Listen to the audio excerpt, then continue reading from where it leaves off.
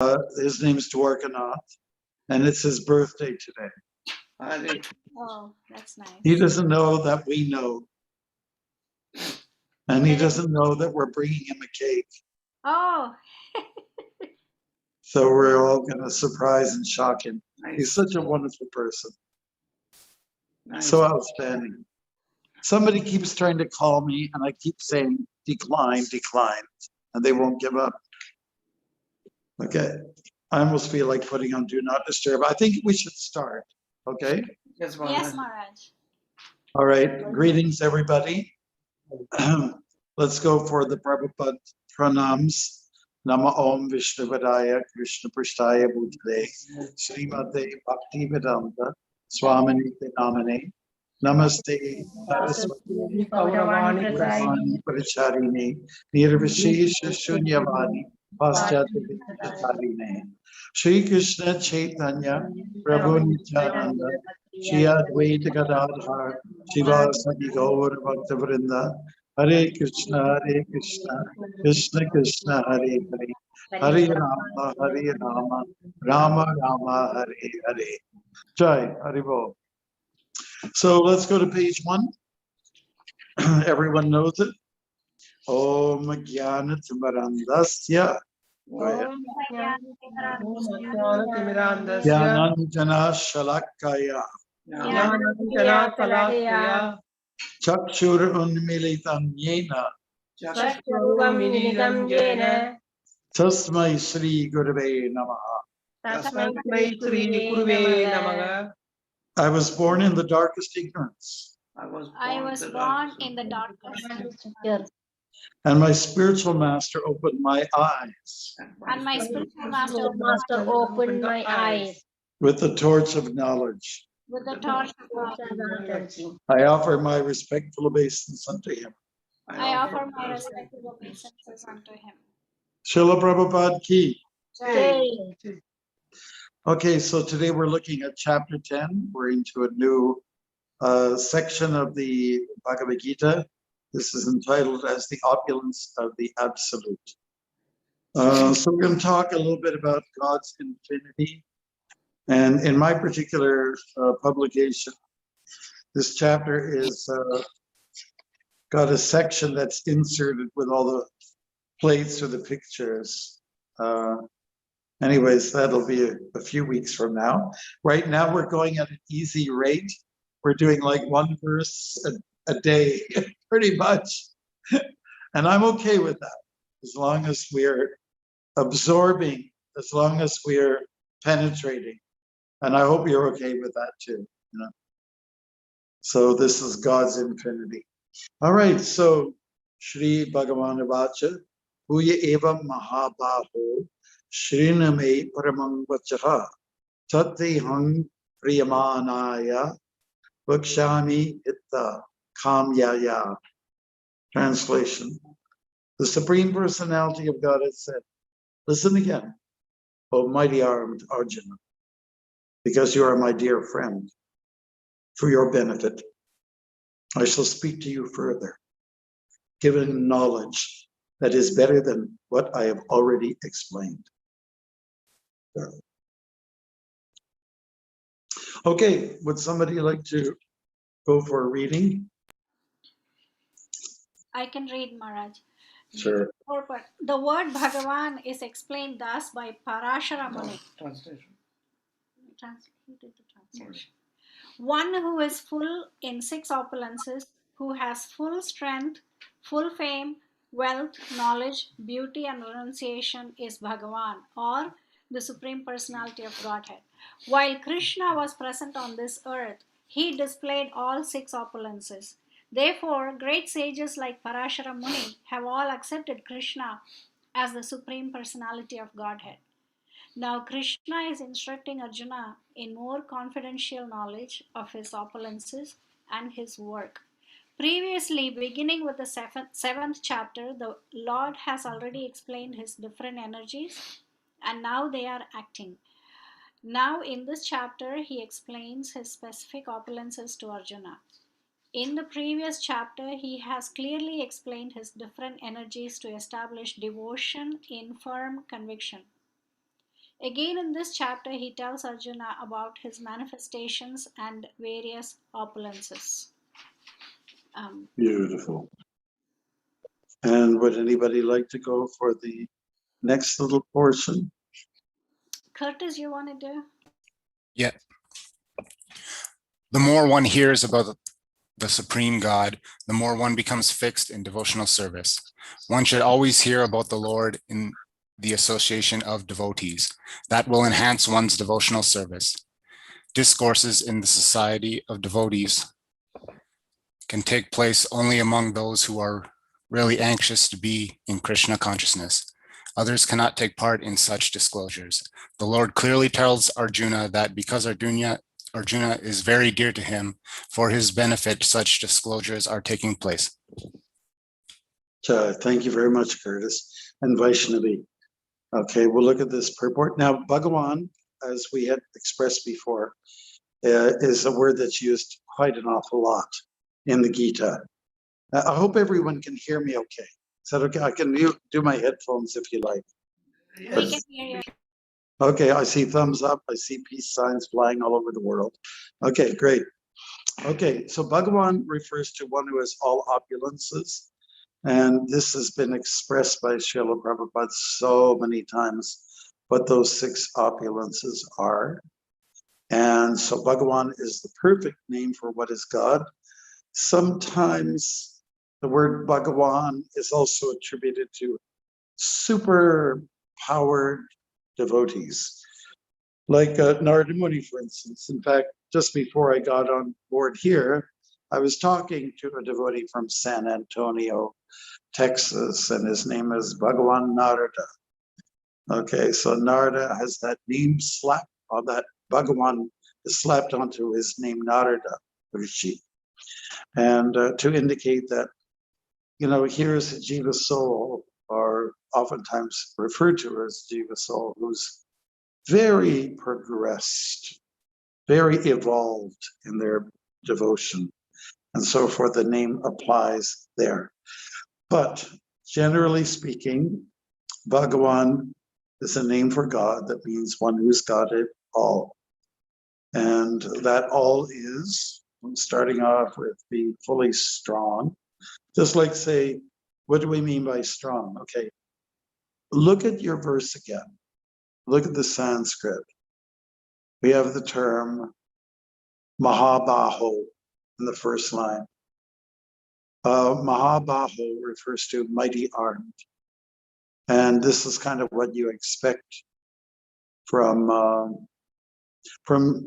well, this is actually in reference to Arjuna, right? Sometimes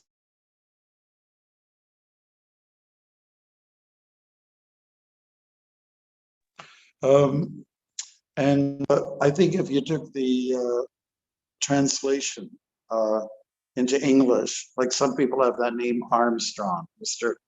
Louis Armstrong. Okay, everybody says Louis Armstrong.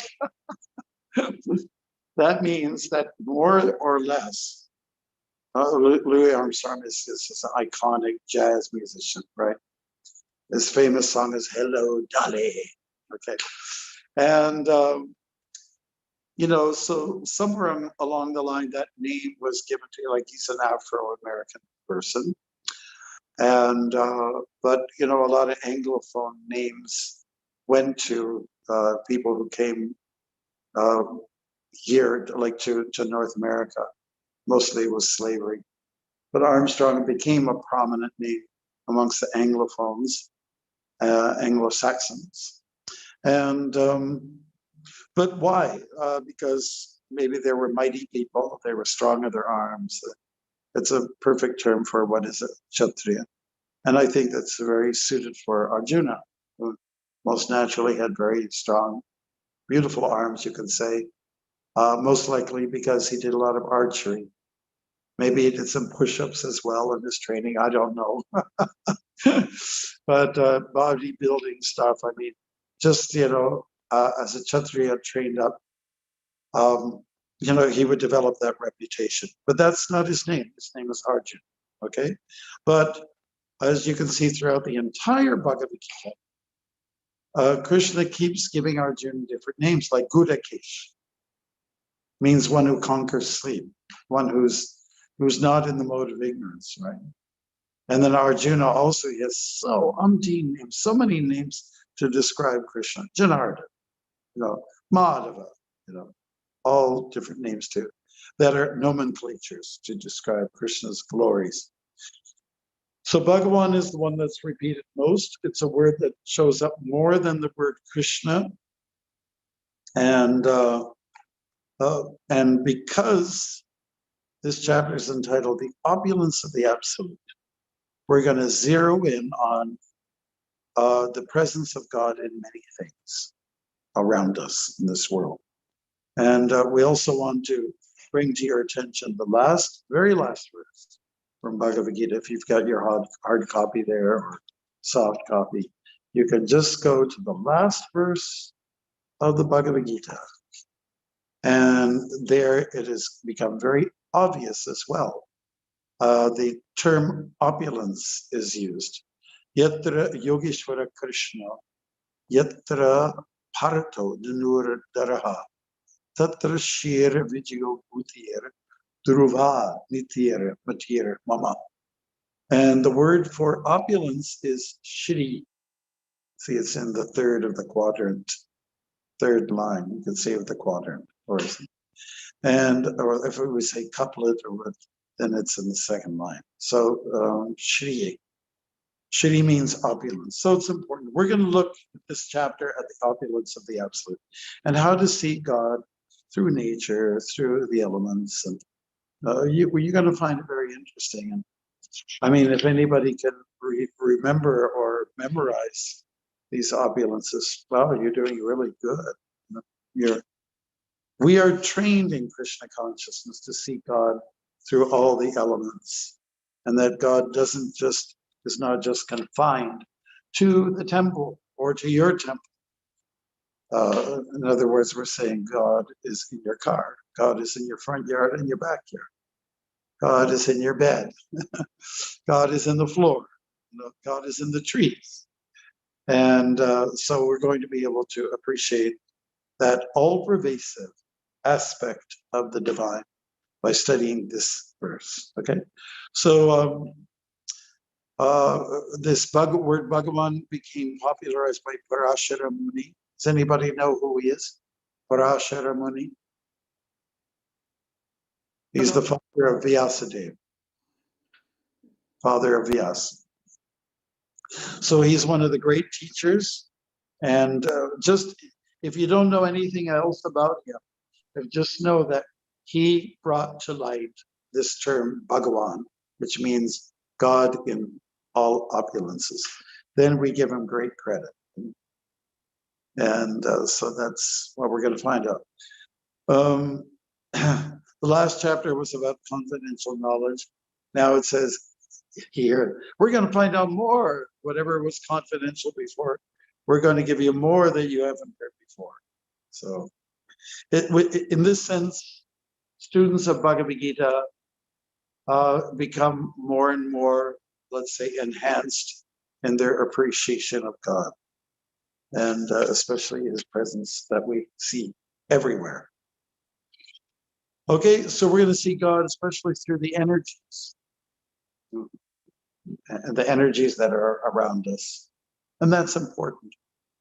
Like now, a lot of people, they don't necessarily prescribe to a particular faith group. They don't want to join an organized religion, but they want to see God through the elements. Okay, great. A lot of people like to follow elemental philosophy, referring to the elements, of which there's gross and subtle elements. And that's fine. It's just going in a certain direction, and perhaps devotion will develop. That's why these days you have people, they're very upset if you take down trees for no real good purpose, if they start coming around and moving the dirt. I know, like here in Toronto, if someone has, a developer comes in and, there's some like maple trees, in the way that some of the neighbors are going to get all upset. They're going to They're going to put placards out there. How dare you? You know, that's kind of like the mood. That's the spirit. And our younger generation, they're really into the elements. They're really into nature and its protection. And I think that's good. That's very sattvic. And eventually they might see God within nature, you know, the person within nature. So anyways, as long as people become more and more sattvic, 1 second, okay? 1 second. Hello. Yes, sir.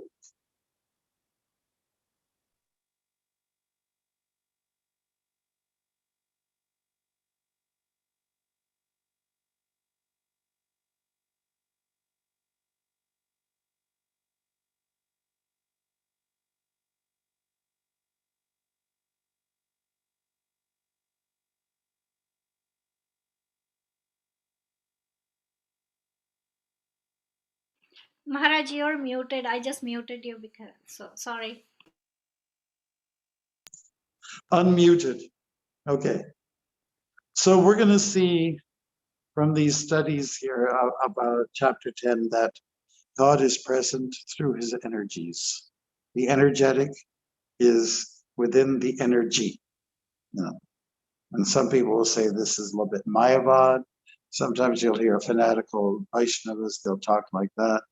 But actually, you cannot escape the truth of the Bhagavad Gita, that we must somehow or other appreciate the presence of Krishna in all things, and especially in prominent things.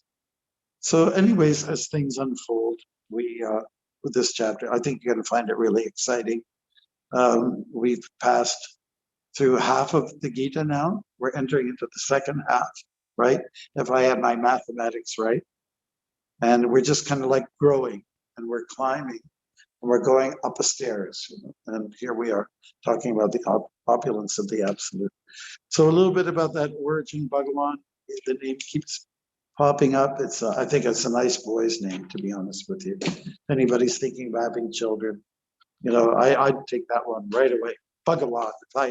If I was married and I was going to have kids, I'd go for Bhagavan. You know, wow, it's powerful. Okay, so any questions anybody might have they'd like to add? I have a question, Maharaj. Hare Krishna. Yeah. I was just wondering, and Hare Krishna, dear devotees, I was just wondering if you could expand a little bit on the concept of confidential knowledge. Yes. Please, thank you. Yeah, we will do that. So confidential knowledge, would somebody care to look it up?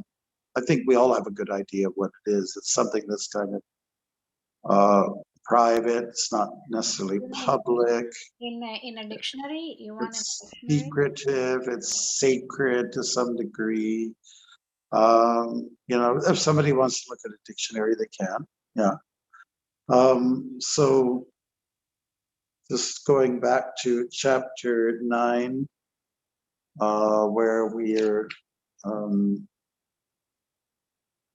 much is mentioned about the personal aspect of the divine, of God, like offering things to him.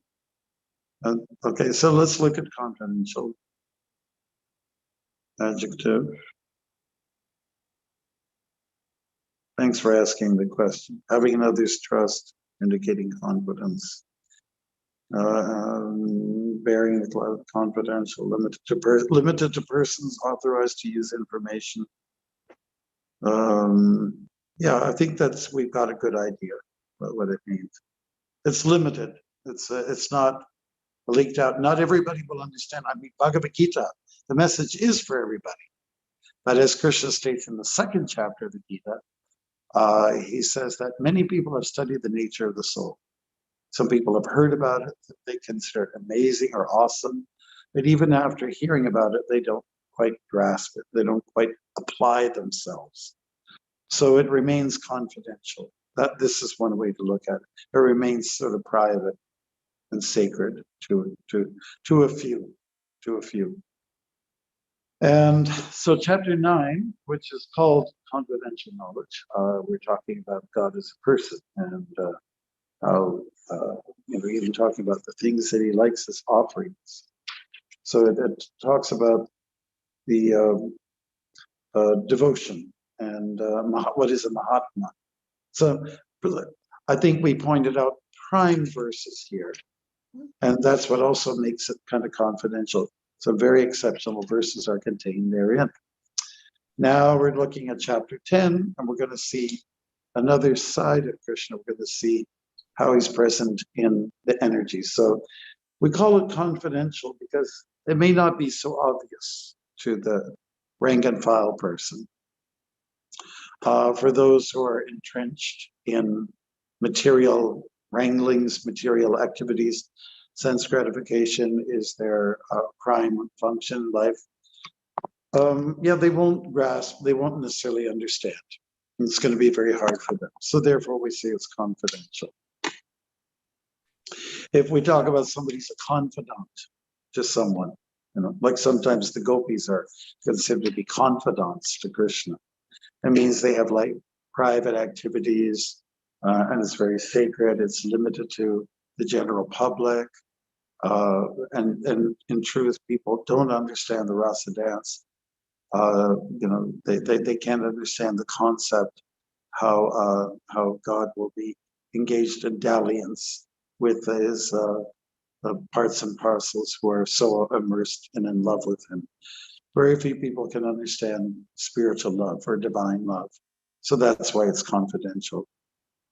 Canto 10 is very confidential, again, for those reasons, not understood. And when you become a new devotee, you first come along and you take interest in the Bhagavatam studies. I heard Bhagavatam is all about Krishna's pastimes, and I'd like to sort of skim over all these other, I don't need to hear about the other avatars, I just want to get into the Krishna Leela.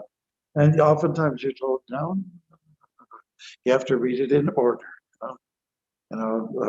Read Canto 1, Canto 2, and if you're ready for the next, fine. So it's through the gradual process, confidentiality will be understood. So we're gonna let's land on 4 key shlokas from the Bhagavad Gita. Out of all the Gita, you can actually put under, a microscope 4 verses, 8, 9, 10, and 11. And they become very prominent in our Bhagavat philosophy. If you want a sneak peek at them, you can do that, after this session is over. But you can start to understand a little bit about the nature of devotees, the nature of Krishna, and the last verse of that 4 group, for that what we call the Chatushloki, of 4 verses. I don't know what to do, Peru. Somebody keeps bothering me. This is the 10th time they're calling me. Should I go on to do not disturb? They won't leave me alone. I'll answer.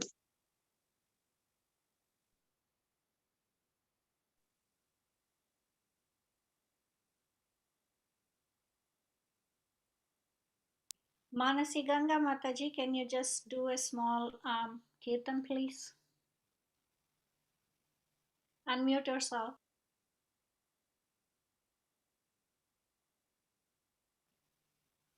Okay, Curtis, go, please. I'll start. Hare Krishna, Krishna Krishna, Hare Hare, Hare Rama, Rama Rama, Hare Hare. Hare Krishna, Krishna Krishna, Hare Hare, Hare Rama, Rama Rama, Hare Hare. Hare Krishna. Krishna Krishna, Hare Hare, Hare Rama, Rama Rama, Hare Hare. Hare Krishna, Krishna Krishna, Hare Hare, Hare Rama, Rama Rama, Hare Hare. Hare Krishna, Krishna Krishna, Hare Hare, Hare Rama, Rama Rama, Hare Hare. Hare Krishna, Krishna Krishna, Hare Hare, Hare Rama, Rama Rama, Hare Hare. Hare Krishna, Krishna Krishna, Hare Hare, Hare Rama, Rama Rama, Hare Hare. Hare Krishna, Krishna Krishna, Hare Hare, Hare Rama, Rama Rama, Hare Hare. Hare Krishna. Oh, he's back. Drive. Maharaj, you're muted, Maharaj. I'm sorry. Thank you. That was not a technical problem. I just want to let you all know. Yes. Okay. Someone kept calling me from Cleveland, and I told them ahead of time, I gave your number, and so he keeps calling me here, and I need the phone. So I just put it on Do Not Disturb. He will not bother us anymore. And I told him next week, just do it the right thing, get the link, and join us. Okay, good. So we're talking about confidentiality. So Nitai Priya, just each time we hear this word confidential, Prabhupada does use it an awful lot.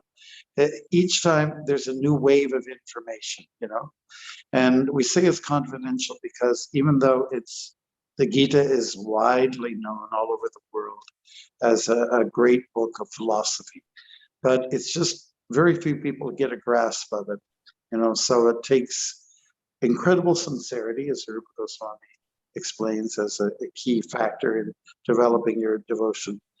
It takes that sincerity to be able to appreciate that word confidential. So it just means it's more private, it's not well understood, it's not public domain, let's put it that way. It's not known publicly very well because most people are in the secular world and they're engrossed in their senses. So this is a book that helps you to get beyond the senses, and therefore it qualifies as confidential information. It means to go deep. It's intimate. So I hope that helps a little bit. Yes, thank you, Maharaj. Thank you very much. Okay, but that's the kind of question we want, and I thank you for that. Is there anybody else who has something they'd like to bring up? And before you do that, I would just say, take note in the verse that this is not the only time we're going to hear in the Gita that Krishna is opening up, telling this confidential information, because Arjuna is a friend. He's reached what we call Sakya Rasa. He's become intimate with Krishna, and therefore Krishna is not holding back on information. Bhakto sime shakachi rajasyam yetad uttamam. This means that because you're my devotee and my friend, therefore I am opening up and telling you all I know.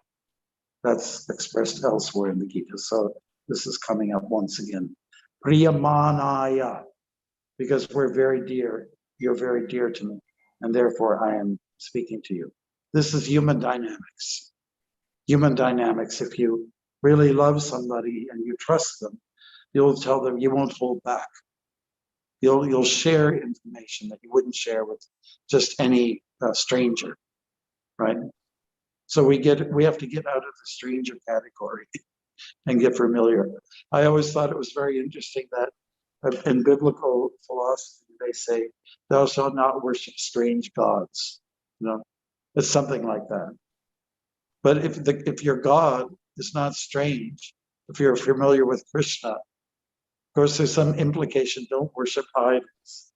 But if Krishna is very familiar to you and you see this charming fellow who always has a smile and he casts his beautiful glances upon you and he's very merciful, then no longer is he abstract, no longer is he distant, no longer is he a stranger.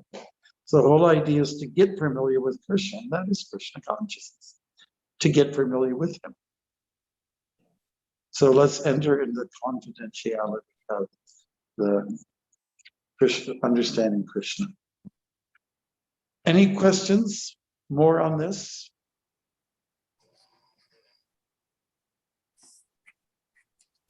Okay. So the second paragraph opens up. The more you hear about the Lord, the more you develop confidence, the more you develop a fixation, the more you are convinced.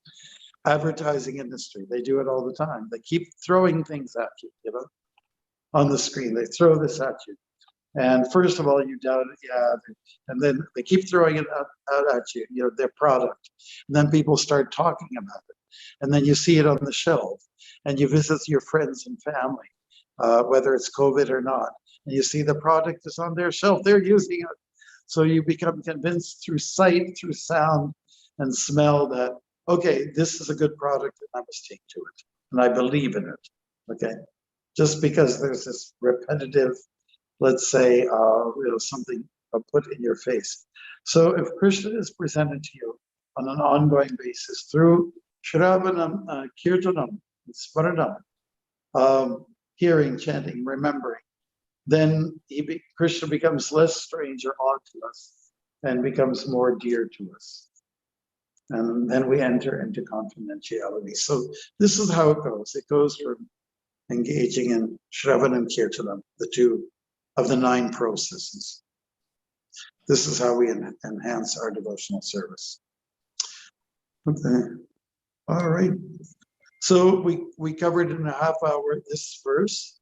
Should we move along, or does anybody else have any point that they'd like to raise? Anything at all? Maharaj, what do we do if someone says they're sattvic and they're going and they're hugging trees, and then right after they go and they walk into like a Burger King or something and eat flesh? Oh, yes. So if someone says they're sattvic and then they're doing some tamasic thing, then you can call it kind of schizophrenia. You can say there's lacking of consistency, right? So first of all, I guess if someone says they're sattvic, they're in the mode of goodness, that's nice to make that pronouncement, that, to announce to people that's what you are. It's really good if you can live up to that terminology. So, before making a big declaration, I'd say, okay, try to live up to that standard and try to be consistent. But let's put it like this. Okay, most people, they say, I'm a meat eater, I'm not into that vegetarian stuff, Okay, but when you look at a plate, even if it's a hamburger, half of it is veggies, it's veggies. They would say, I'm a meat eater, but they're half vegetarian, okay? So it's not that it's solid meat that they're eating. So if someone says, I'm sattvic, great, and you can question, are you also rajasic or tamasic? Yeah, I have a bit of this and I have a bit of that. Okay, great. So at least 1/3 of you, like say you have a piece of all of these 3, mode of goodness, passion, and ignorance. If there's a 30% or 33% of you that's in goodness, great, build upon it, just fantastic. We can say you're 33%, a good person, going in a good direction. You are on a springboard for landing on a higher plateau, a higher platform of spirituality. So it's good. We just want to encourage anybody in their goodness. And if people have got some bad habits, we can maybe tell them maybe it's not such a good idea, blah, blah, blah, blah, blah, blah. So the idea is to, if someone, again, makes a statement like that, you have to see is it really true? Are you thorough? Are you consistent? So that's one. I think a lot of people say things not knowing what they're saying, and they don't understand the implications sometimes when they talk about themselves. I guess it comes from a proud area to say, I'm sattvic, I'm a good person, everyone, great. So there's a certain amount of honor and praise that goes along with that. So anyways, I think we have to tell such individuals, you're doing good, 30%. How's that? Yeah, it was great, Maharaj. Thank you. Maharaj, can I add something to that? Yeah, that'd be wonderful. Thank you. And that's a great question too. And I just, I would just like to offer, like, from my perspective, having lived a life of being a meat eater and growing up in a meat eater family.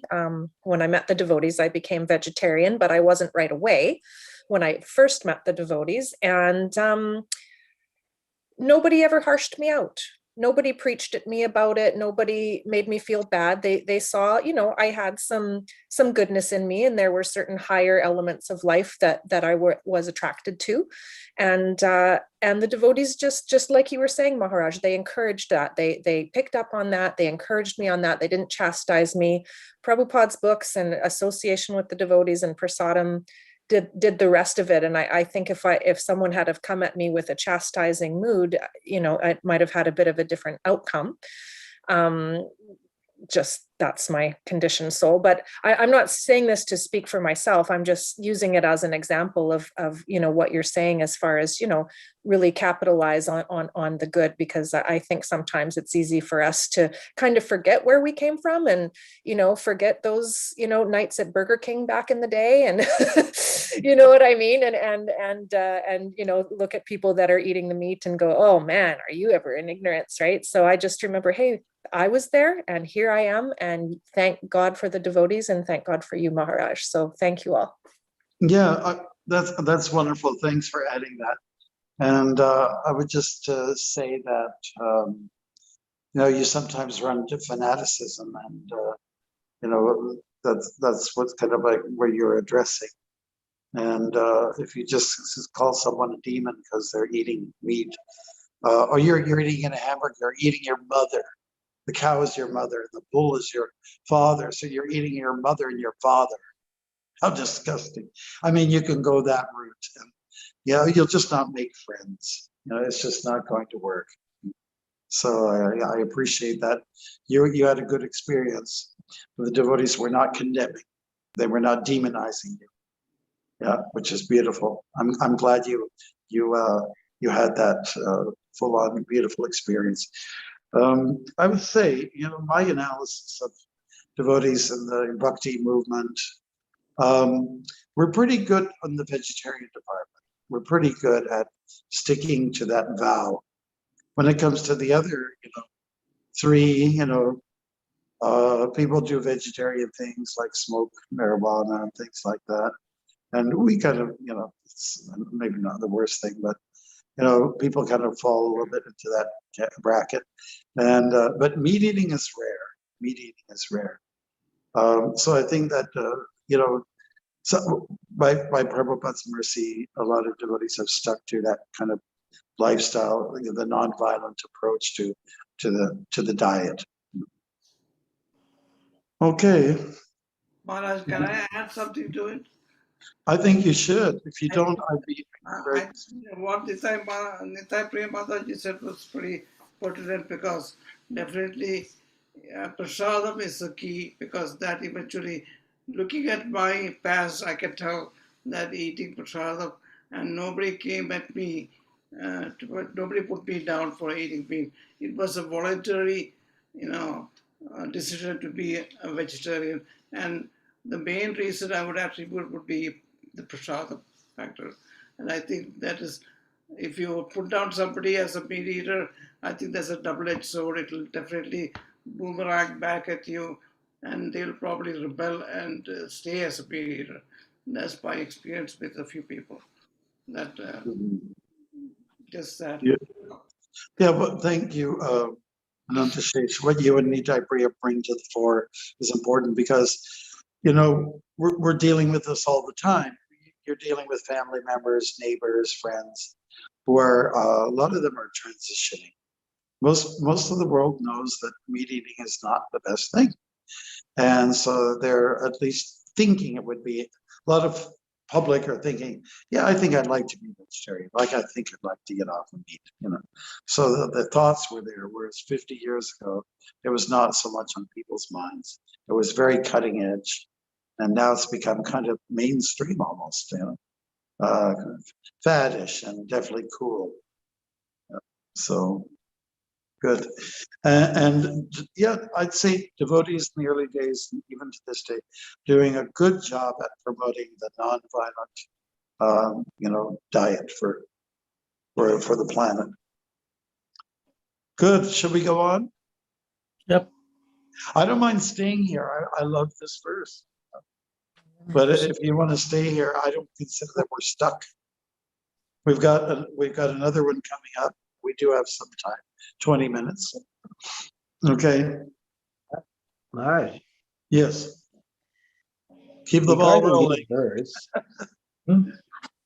Regarding the verse and the word Bhagavan, and you mentioned that we have to become confidential as closer to Krishna as possible. Now, Bhagavan is a secondary name because he only describes the Supreme. The specific name is Krishna, Govinda, etc. Although it still describes, but Sisi Radha Kirchor Gopinath, instead of saying Radha Kirchor Gopinath, they say Bhagavan. And so it seems like, it doesn't really, as Bhaktivinoda Thakur says, these secondary names, they are not very favorite of Krishna and they're also confusing because especially in India, everything is Bhagavan. Even the phone or the rickshaw is Bhagavan. So that's why these are not favorite name of Krishna. So although he's in the verse, but we should go beyond that Bhagavan, just like Jagannath or Vishwambar. These are secondary names. And so I don't know if this is a question. Well, yeah, if you want if you can it's a elaborate on comment that. you're making. Yeah, but then why not just say Krishna, Krishna, Krishna, Krishna with our japa? Why deal with Hare and why deal with Rama? Rama is considered like some secondary. It has 1/3 the power or strength of Krishna. So, one beautiful aspect of Krishna consciousness is the diversity, the variety that's therein, right? Let's say if Prabhupada said potatoes are the king of vegetables. Okay. So Vani Priya, she cooks for you potatoes every day, every meal, morning, noon, and dinner. I said, well, and you say, listen, honey, sweetie, can't we have some asparagus for a change? So no, because the potato is the king of all vegetables. And so, well, what about some fruit? Because mango is supposed to be the king of all fruit. Okay, then just mangoes. After a while, I say, can we have a banana for a change? Okay, so there is power in the diversity. Okay, and just like say, maybe Bhagavan is a word for God that's like the doorway into the palace, into the temple. First, you get to the threshold, you get to the door, and then finally you get in. The door is part of the temple. You guys can hear me? Okay. It is part of the temple, is the doorway, the dwar. It's very important. But if you say you stand at the doorway, you said, this is not enough. Okay, justified. We have to go inside, yes. But you can't go inside, you have to go through the door. So the Bhagavan, words like Bhagavan and other words that you mentioned, they may be descriptive of the Lord, adjectives, or let's say give a little color to Krishna, but and they mean Krishna, and they may not have the same potency as the word nomenclature Krishna, but nevertheless it is something that we follow the acharyas on doing. We chant Rama Rama, otherwise we'll just do Krishna Krishna Krishna Krishna Krishna Krishna Krishna. Hey, okay, everybody knows that song, right? Why do hey then? Get rid of hey. A, because we're Canadian, we say A. All right. Get rid of it, and just say Krishna, Krishna. But your proposition is a little bit Mayavad. It's a little bit Mayavad. So let's go for the flavors. Let's go for the flavors. And there's flavor in Bhagavan. There's flavor in Madhava. There's flavor in all these other names of God. That's what's so rich about the culture. You don't just have to say God. In fact, we came up with I was a new name for God this afternoon. Superpower person. Oh, 1 second. Are you going? Okay, because we just got 15 minutes left. All right. Okay, so I hope that's It's it's just a. that Bhagavan is not confidential. That's all I was trying to say. Bhagavan is not confidential. I got you. Okay. Yeah, it's true. When you're at the door, or on one side of the door, you can't see the confidentiality of what's going on in the household. That's true. But it is important nevertheless. Yeah. Okay. Ask your question. But we cannot do job.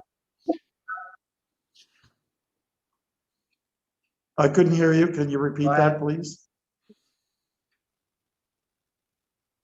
Who, Maharaj? Me or Ananta Sheikh? No, you go ahead. Anybody, please, whoever's hosting, tell me what's going on. Anantashesh, go ahead. Okay, isn't the word Bhagwan only used for Krishna? Because I heard recently in a lecture that Bhagwan is not used to denote anybody else but Krishna. Yeah, generally speaking, that's true. But the word Bhagavan is attributed to other very advanced souls like Narada.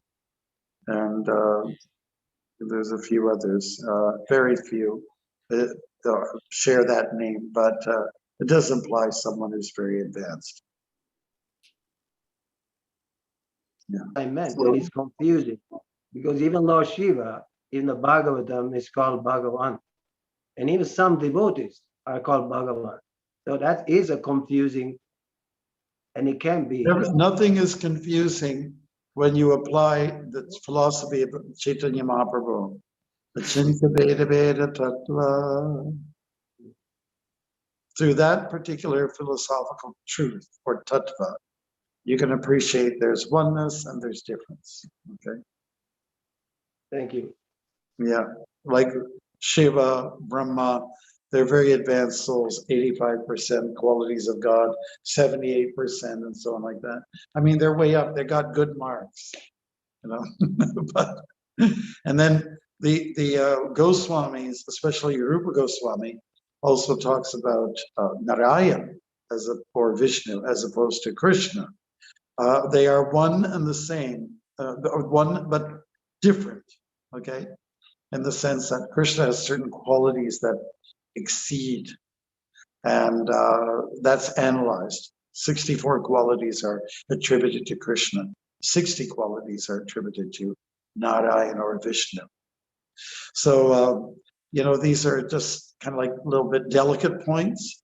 And they're also, like, say, real points, hard, fast points that we can ponder, that they're worth discussing over. So just keep that in mind, that with our philosophy, embrace this understanding, this tattva or truth, that everything is one. Everything is one, but there's also differences at the same time.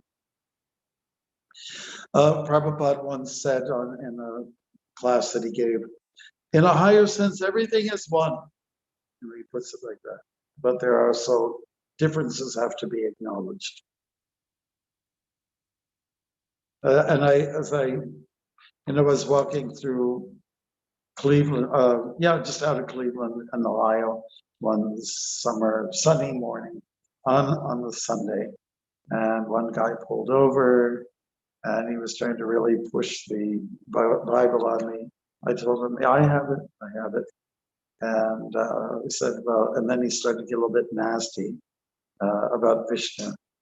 So I was trying to make the point, we have some differing ideas, but generally we have a lot of more similarities amongst us, of the different faith groups. Excuse me. And then he started to zero in on the point, but the differences are very important. And I said, no, they're not as important as you think. So he went on and on and on. He said, excuse me, sir, I'm not going to lean against your car anymore. I have to continue on with my walk here. And you've made your point clear, and I'm making my point clear. I hope that you enjoy meditating on the wall that you created between you and I. Have a good day. And I walked away. Maybe that wasn't so nice, but I tried to reason with the fellow. I tried to implant in his mind the thought that there's such a thing as unity in diversity. And so that is what Prabhupada asked us to do. Take this unity and diversity concept, describe it, discuss it, and see what it means in application.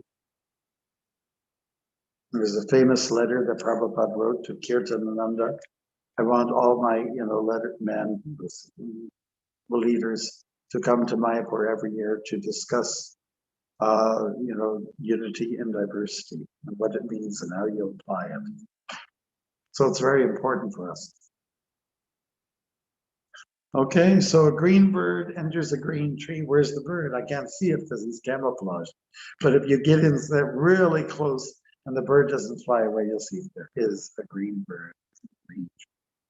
So the tree looks like one big green mass. When you look inside, oh, there's lots of different elements to this tree. I see branches, I see different birds, I see a nest, I see a squirrel, I see a raccoon.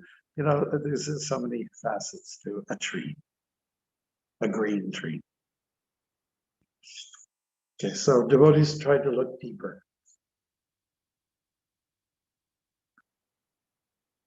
Is that okay? Go to Chandra Prabhu. Okay, I guess. Yes. Okay, thank you. Okay, Prabhu, anything else? We got 7 minutes left. Let's read the verse one more time. The Supreme Personality of Godhead said, listen again, O mighty armed Arjuna, because you are my dear friend, for your benefit, I shall speak to you further, giving knowledge that is better than what I have already explained. Where Krishna seems to indicate things are just getting better and better and better. The more that the mysteries of the Lord's personality are as they're unfolding. But the main thing is to befriend God. Don't be as an enemy. That's the opposite to friend, isn't it? Enemy. How can you be an enemy of God? Can anybody answer that? What's one way to be an enemy of God? Hurting his devotees. Yes, love it. Yeah, top of the list. What else? How can you be an enemy of God? What's another way? Be a saint. Be a saintness. Misrepresented. So nice to hear everyone's jumping in at the same time. Can you jump individually? Okay, go. Misrepresent God. Misrepresenting God. Okay, that's true. That's true. By your actions, by your words. Yeah. What else? What's another way to be a sure enemy of God, a foe of God? Violence. Violence, I guess.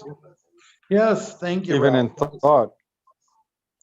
That's right. When you hurt others, when you hurt other living entities, when you become destructive, it's God's world after all. And when you become negligent and you do, perform the crime of being violent towards others, yeah, definitely that's how you become an enemy of God. Beautiful. Preaching Mayavadi philosophy. Preaching Mayavad philosophy, yeah, that's kind of like misrepresenting God's philosophy. Yeah, and that is really a sticky point where a lot of people stay there and say, everything's one and we will merge when we leave this body, and that's it. They're not talking about the options that the Vedas speak about. So that's doing a disservice, yeah. when you do a disservice to Krishna, that's how you create an enemy. And yeah, bravo, very good. Any other ways? Well, that we and then in one sense, Maharaj, like if we go to the philosophy of simultaneously one yet different, in one sense, isn't it that none of us can truly be an enemy of God because we're all God's children, and that compassion will yes, always be there for us no matter what? it's true what you say. It's superficial to say I can be enemy of God. You can behave like an enemy of God, but ultimately it's kind of just a facade. You know? The greatest demons that we read about, they had incredible animosity, but then somehow or other God favored them and put his hands right on them and pulverized some of them.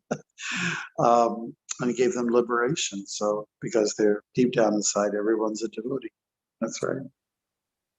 That's right. Nobody can really be an enemy of God, but you can act like an enemy of God. Is that okay? Yeah, You can behave like an enemy, but you cannot be an enemy of God. The one exception would be, which was raised in the beginning, which you brought up, was that if you are vilifying other spiritually evolved people, that is almost intolerable to Krishna. Right? And that's why you mentioned it. It's just something you can't handle. So be nice to each other.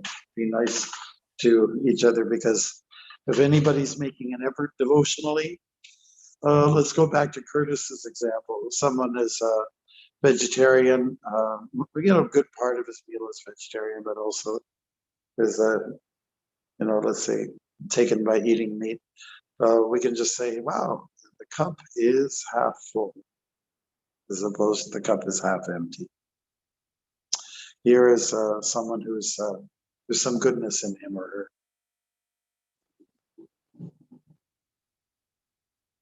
I met some really rough redneck people back in Utah. This is Curtis. This is after you left. You were hitchhiking back home, and in Utah, I met one guy who was just filthy mouthed. It's just like but he stopped. He stopped to talk to me, and he was looking in his box up there. Where is that frickin' water? So he stopped to give me water. So even though, like, he was a real character, I must say, and he's got bad habits, but there was something really good about him, that he bothered to stop and talk. And there was some road construction going on, and it wasn't easy to park there, but he took the time and the effort to do something devotional. So I think we always have to appreciate that, people. All right. So it's 5:59, and I want to thank everybody. We did it. We stuck to one verse, and we didn't have a problem with it, right? I think you're all very heroic. Now I have to go downstairs, and I have to deal with a birthday party, and I'm joyously getting involved. So if you all want to say happy birthday to Dwarkanath, that would be really nice, and I'll send him the message, okay? Happy birthday, Dwarkanath! Happy birthday. Thank you. It's nice. Thanks, Ralph, for coming on and Arjun, and just some of the other devotees didn't have the chance to see before. Yes, the Griffith family. Yes, Haribol, Rasraj, Haribol, and Varun. Haribol, Varun. Oh, Varun, you're from Ottawa. Yes. Moksha Leela, Hare Krishna. Hare Krishna Maharaj. So Vancha Kalpatarubhyascha Vipasa Patitanam Bhavati Vaishnavebhyo Namo Namaha. Bye. Haribol. Hare Krishna Maharaj. Thank Enjoy you. the coming weekend. Haribol. Haribol. Hare Krishna, Hare Bol. Haribol.